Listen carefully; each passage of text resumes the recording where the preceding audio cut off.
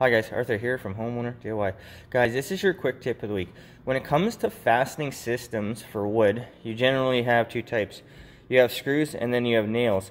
So I have a number 8 1/2" deck screw, a number 8 3" deck screw. I have a 3" spike and then a 2 1/4 nail.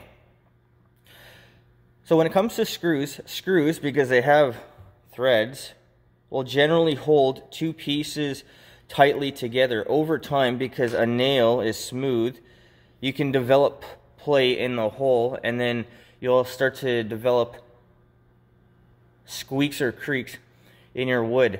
Screws are also easier to take apart. You can snap screws, but you're not going to need force to pry out a screw like you would with a nail.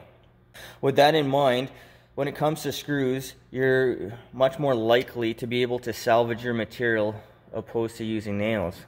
Some of the drawbacks of screws and benefits of nails is screws are slower. You can, with a nail gun, you can probably put in about 6 or 8 nails for every one screw that you put in.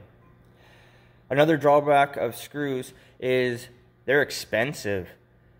Nails are much cheaper than screws are, but it depends on your application. If you're going to do a roof, or if you're going to frame something that is going to be sheeted and it's going to stay dry, nails are cheaper and faster. It's not just the cost of the nails, but it's also the labor to install them.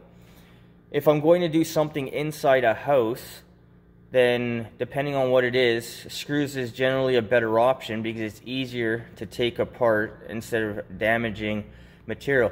And when it comes to inside the house, when you have to take something apart, you're always at risk of creating other damage elsewhere. So to finish, what is better, screws or nails? Really, it depends on what your application is. If I'm going to do something, if I'm going to frame something that is not going to be changed unless it's torn down, then what I'm going to do is I'm going to use nails.